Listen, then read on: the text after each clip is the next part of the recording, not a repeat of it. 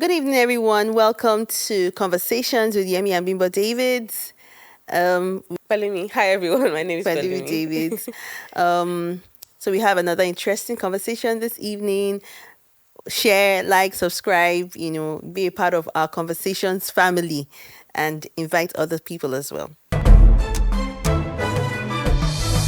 Conversations. I think what has also helped is it's almost like separating business from and family. So it's also good spiritually because I feel as pastors' children we take for granted our parents' calling. So our parents are pastors and they have been called, but because we see them at home in pajamas, we forget that they're actually pastors. So I think remembering, like, I think what's really important that we should not forget that they are actually called and there's power in the calling. That also helps. So separate that at times. So it's like a balance, right? Yeah. Where you honor the call on your parents, you accept it, and you partake of it. Yes. Yeah. Because I remember recently this message is sent about us as parents, as pastors, intentionally mentoring her and her sisters. And she sent that message, and it was really powerful for me because, you know, um, yeah, sometimes you just take it for granted as Christian leaders and pastors that our children are towing our line, or they should just get it. But that was like a wake up call for her and for me and for my husband as well, where we need to be conscious of their own growth and mentor them as much as we are mentoring others. Yeah. Right? So that was a good, wake up call, I would say, where I'm like, okay, Pelumi, are you, or whoever, other siblings, are you reading? Which book are you reading? Are you growing? Are you praying? We ask those questions the same way we would ask other people that are not our family, not taking it for granted that, they would automatically do it. Or maybe they leave our circle, they go to school, and we think they will just follow through. The other part of it is also the part where children will be children. Yeah. Children will make their mistakes. Children will, in quotes, want to be children and want to behave their age as teenagers, as preteens, as children. And there's a balance for us too as pastors. There's a balance too for us as pastors where we are saying that don't over spiritualize. No, maybe that's not the right word, but don't let them be, right? Conversations. Yeah, because I feel a lot of times I see, because I have some friends that are also PKs, and I know that they feel that they can't talk to their parents because they are scared of the pastor's role. And I feel like sometimes the pastor's role intertwines with the parent role. So I think when a pastor's child makes a mistake, they feel more scared to tell their parents because they feel that they'll be judged more.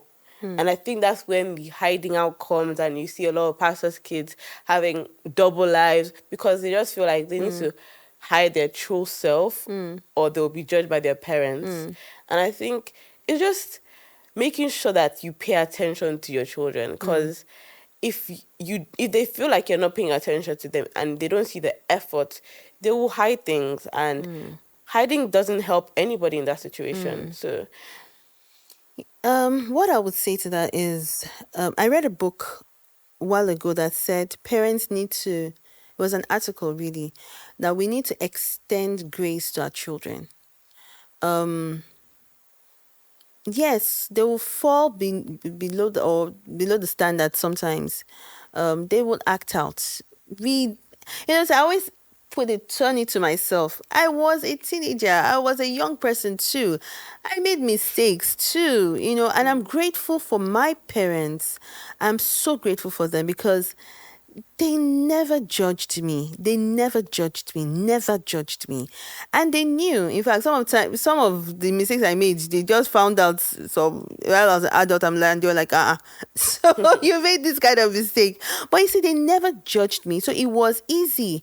But and they were not Christians. Well, they were churchgoers at that time. They were not yet born again, but sometimes you feel like it's even us that are Christians born again that know Christ that are more judgmental, Yeah. than others. So yes, we are Christians, we love God, we know God, we serve God, we have standards, but we are human as well. God even said that he knows. He said, if you say you are without sin, then you lie in Yeah. First John 1. So he knows that we have the capacity and the tendency to make mistakes. And he gave us the forgiveness track.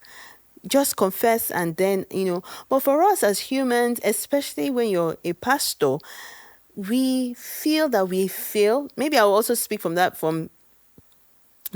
perspective where your child has made a mistake and you just feel that sense of, I guess it's a parent thing too, that I failed as a parent and where did I go wrong?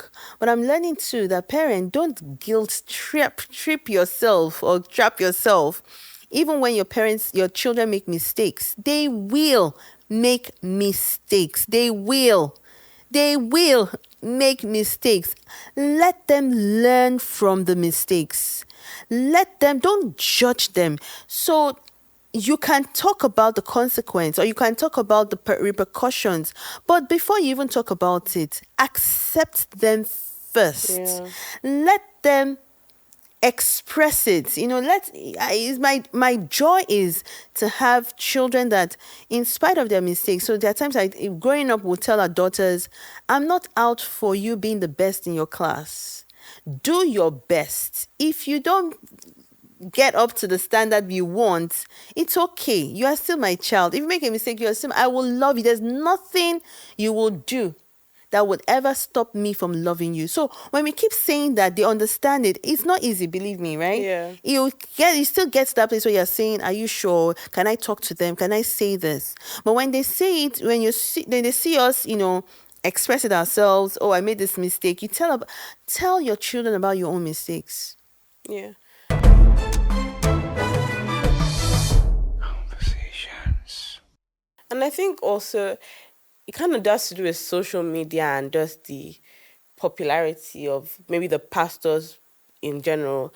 I think maybe I would say hiding your children, but keeping them private while they're growing really helps, especially with when they make mistakes. Because I feel sometimes as pastors, you feel, oh, you did something wrong. What would the church say? And that shouldn't be like I feel like that shouldn't be a thought because other parents are not thinking, what will my neighbors say when a child makes a mistake? But I feel like pastors, when a child, especially like a teenager, makes a mistake, you're thinking, oh, what would they say on social media? What would the church say? Why would you do? And that makes you harder on them, and that makes more fallouts to happen. So I think keeping them private along their childhood helps them remain children and also helps with the yeah. Yeah.